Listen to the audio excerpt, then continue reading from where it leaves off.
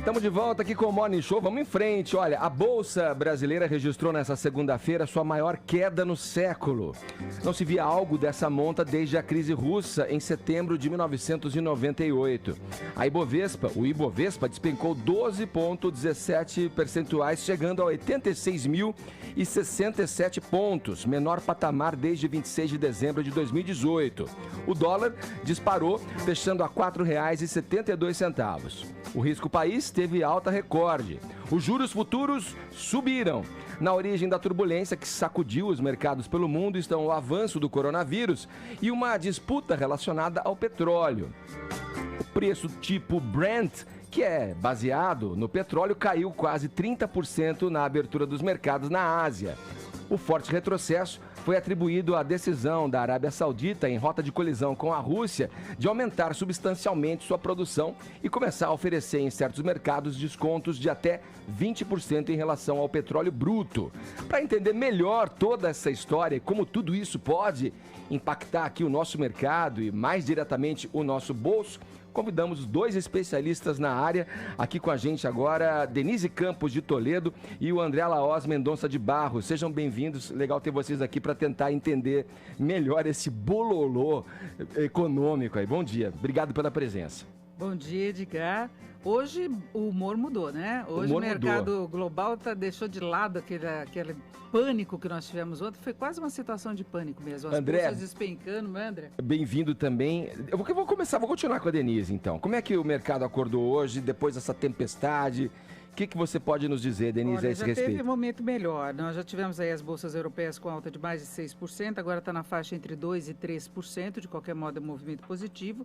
Aqui no Brasil a bolsa sobe 4,85%, já chegou a subir mais de 6%.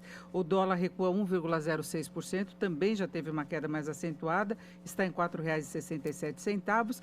Na verdade, o mercado ainda resiste um pouco a entrar no embalo mais positivo, porque o coronavírus ainda é uma preocupação e a situação do petróleo ainda não está em aberto.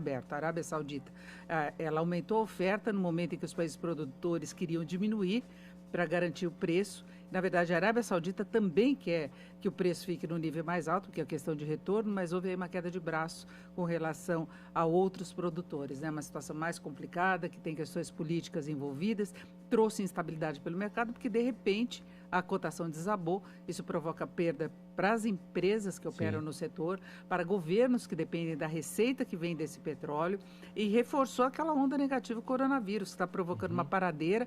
A China começa aos poucos a retomar a atividade naquelas áreas que ficaram em quarentena, começa a regularizar um pouco a produção, mas afetou a produção de outros países. Agora a gente tem a Itália em quarentena, isso acarreta problemas para a economia, empresas de aviação, empresas de turismo. Então o mundo não consegue passar sem consequências mais graves por toda essa situação. Ô André, como é que isso pode afetar o nosso mercado aqui, nosso ambiente de negócios no Brasil? Essa crise instaurada mundialmente pode chegar aqui para o Brasil?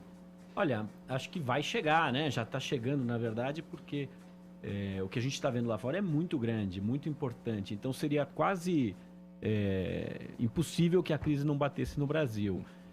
Pega o Brasil numa economia em marcha lenta ainda, né? Quer dizer, isso é uma coisa meio ruim, porque havia uma expectativa de que a gente já estaria agora numa fase um pouco melhor. E claro que você encarar uma crise andando, enfim, de uma forma melhor, você acaba escapando parcialmente, pelo menos, dela. Pega a gente já meio paradão, então eu olhando para frente, assim, eu acho que a gente tem que se preparar para um período meio chatinho aí pelas próximas semanas, André, meses. Então. Nesse período agudo, sempre tem essa discussão, né? Aumentar ou restringir os gastos públicos. Porque se a gente aumenta gastos públicos, a gente pode ter uma melhoria circunstancial, mais superficial, que de alguma forma assusta os investidores, porque as contas públicas voltam a ficar desordenadas. Qual que é a melhor maneira, então? Aumentar ou restringir gastos públicos? Olha, teria um argumento até, acho, forte de que aumentar o gasto no momento em que a economia está deprimida pode ajudar, um empurrãozinho que pode ajudar. Só que o problema é que o Brasil gastou essa ficha, né? A gente fez uma grande burrada na economia alguns anos atrás, e basicamente hoje não tem mais dinheiro. Então essa opção não está mais colocada para o Brasil. Sim. Quer dizer, a gente perdeu essa... Idealmente, você acumula recursos, vale um pouco a lógica das famílias, você acumula recursos quando você está bem, para eventualmente você gastar no momento que você ficou desempregado, Mas a você gente tem não lá acumulou. um colchão. A gente não acumulou. Nesse caso, a família está sem grana, está na pendenga e está se vendo diante dessa dificuldade. O Brasil teve alguns anos de crescimento mais forte, mas a gente foi curtir a festa, né? Fazer Olimpíada, Copa do Mundo, gastar Gastou dinheiro, mais. etc. E não foi muito prudente, né, o que a gente fez. De certa forma, o que o Trump fez também recentemente foi meio parecido, né? Ele acabou, de um outro jeito, gastando dinheiro também, gastando o espaço fiscal que ele tinha, e agora também ele encara essa crise do coronavírus com menos espaço fiscal. Então, é um pouco que a gente estava discutindo hoje pela manhã, no Jornal da Manhã, que difícil ver muito o que fazer agora, porque o juro já está muito baixo. No Brasil ainda tem um espaço, mas no mundo todo o juro está muito baixo. E o espaço fiscal para gastar e estimular a economia também não é muito grande. Então, o argumento que você poderia até fazer, olha, poderia até ser bem-vindo, mas no caso brasileiro, certamente eu acho que esse espaço não existe mais. Fala, Paulinha. Essa questão do petróleo, eu queria saber como é que reflete diretamente na gente, porque quando a gente vê assim, não, porque não sei quem tá vendendo por menos, aí você pensa, vai baixar a gasolina! e aí você comemora, aí você vê, não, tá dando vários problemas. Como que isso reflete diretamente na vida do brasileiro, essa questão do petróleo? Olha, pode até baixar um pouco o preço dos combustíveis, eles não podem repassar tudo, porque é um momento de muita instabilidade. Então, eles têm de esperar a definir um pouquinho qual que vai ser a situação, para ver se repassa isso para o preço dos combustíveis, né? Porque hoje, por exemplo, a gente já tem alta. Amanhã, se subir mais um pouco, meio que zero o que aconteceu em termos de variação da cotação. Então, não pode correr muito, da mesma forma que eles não repassaram a alta do dólar, que é um outro componente na formação dos preços. Agora, o primeiro problema que nós tivemos é em relação à Petrobras, que é uma empresa que está conseguindo retomar toda a lucratividade dela, inclusive avançando muito, está passando por uma reestruturação profunda e ela perde receita com o petróleo mais barato, né? Então, ela tem menos retorno, ela exporta muito também, então ela acaba sendo prejudicada. Então, as ações da empresa ontem caíram mais de 30%.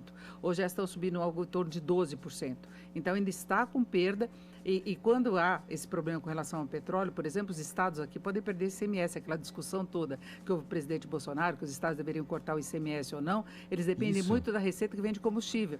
Então, se você tem uma queda mais acentuada, ainda há perdas por conta disso. Então, é preciso aguardar. Mesma coisa os investidores em relação à Bolsa de Valores. Antes de você tomar uma decisão, você deve aguardar uma definição de tendência. Não dá para sair correndo, comprando, porque pode cair mais.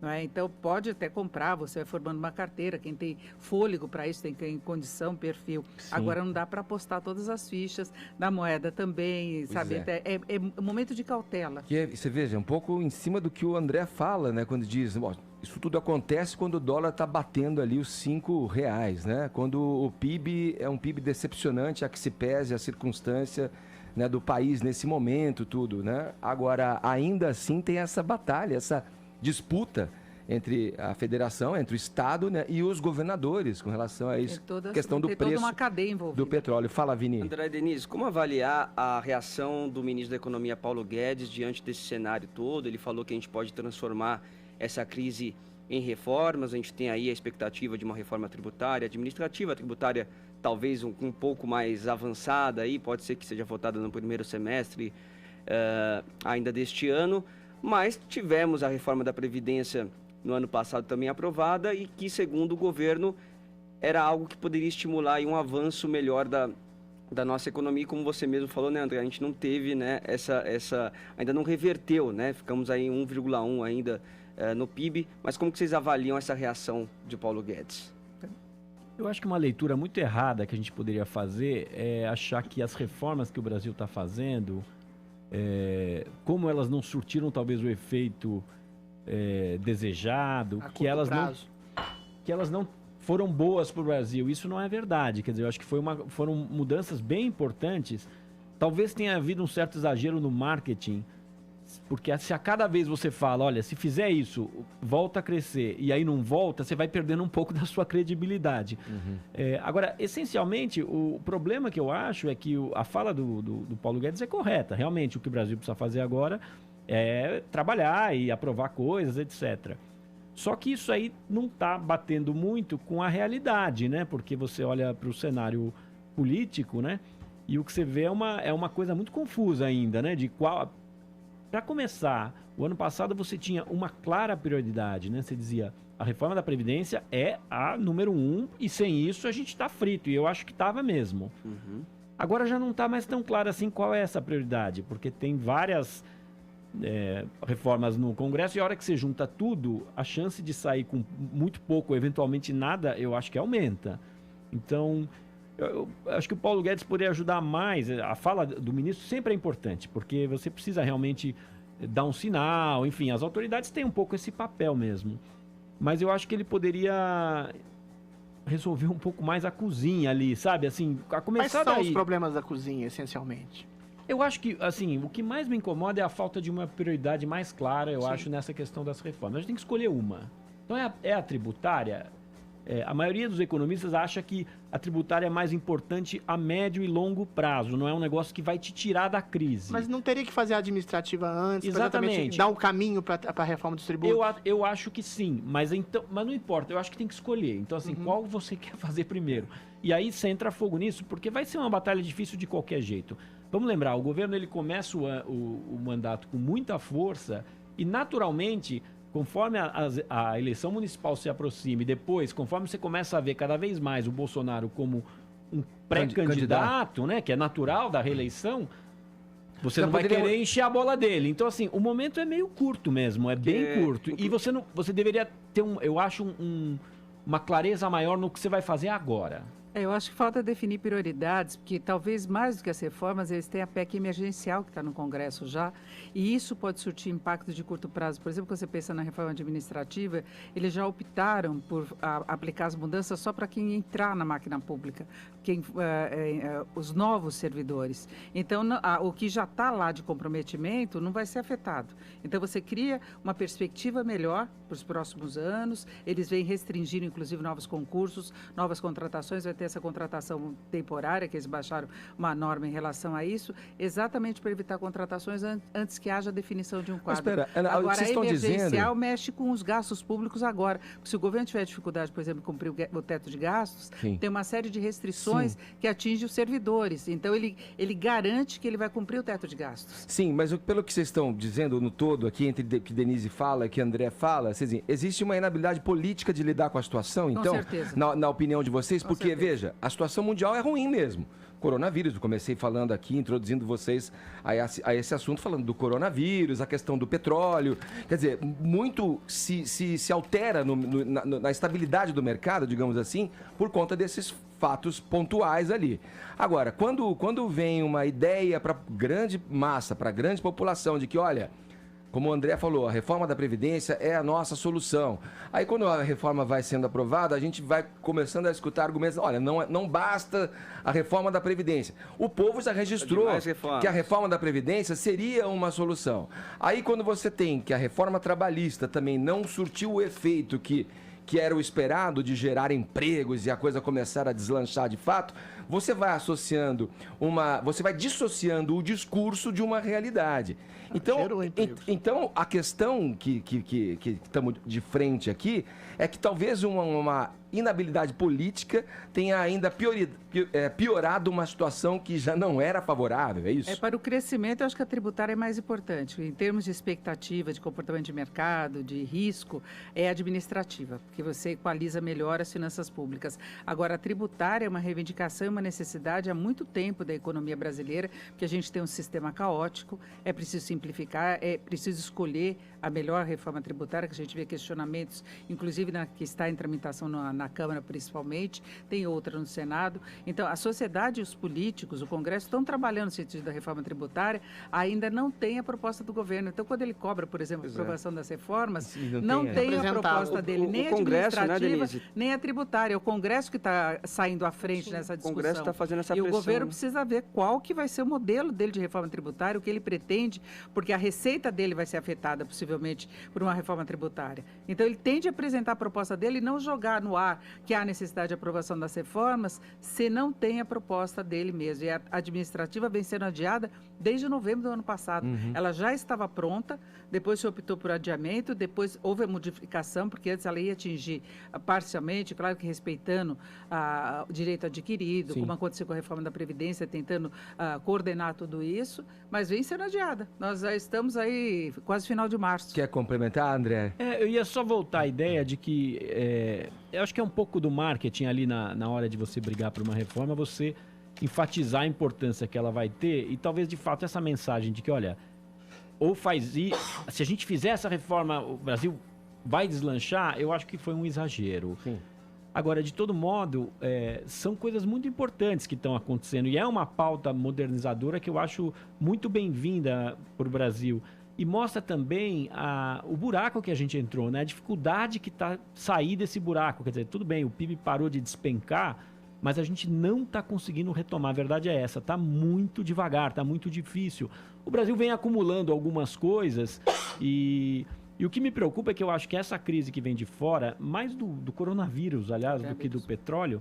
O petróleo, como a Paulinha falou, é um momento de queda do preço, né? Quer dizer, não para o país produtor, mas para o mundo em geral, teoricamente é uma coisa até boa, né? Você vai ter energia mais barata. O coronavírus, ele desestabiliza completamente a sociedade, a economia, tudo, né? Porque você vê, países inteiros estão sendo fechados. Um negócio muito louco, muito louco. De passagens aéreas, ninguém sabe Eventos em todo mundo, estabelecimentos. E nisso que você estava falando ainda, André, nós temos a questão da alta do dólar, né? Que já vinha antes mesmo do coronavírus, né?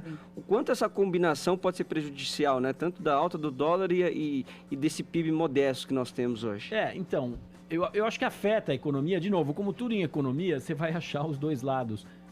Algumas empresas exportadoras vão gostar, enfim, tem lá os seus efeitos positivos e pega o Brasil, pelo menos numa situação econômica mais parruda, no sentido de que a nossa inflação está muito baixa, tal. Então, um momento desse de enfraquecimento do real há tempos atrás seria provavelmente muito mais daninho para a economia. A gente está mais forte nesse sentido.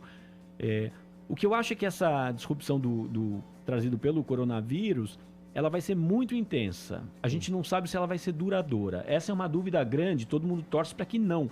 Porque já tem alguns sinais positivos, especialmente na Ásia, né, de que talvez a situação possa começar a ser controlada e sempre você pode ter alguma coisa médica que indique uma solução, né? que apareça. Resolva de uma hora para outra, né? Agora, eu acho que o cinto tem que estar apertado, porque a gente vai ter pelo menos algumas semanas em que ondas de más notícias vão acontecer, porque tudo bem, na China pode estar um pouco melhor, etc., mas nos Estados Unidos está só começando. No Brasil, infelizmente, a tendência é que aumente. Na Coreia, tem vários lugares, vários focos no mundo que a gente deve ler ainda muito sobre notícias negativas relativas a isso, que acaba afetando o ânimo de todo mundo. Sim. Olha, eu queria agradecer a presença aqui dos dois especialistas nessa área econômico-financeira aqui, conversando com a gente, Denise Campos de Toledo, André Laós Mendonça de Barros. Obrigado pelo papo aqui com a gente no Morning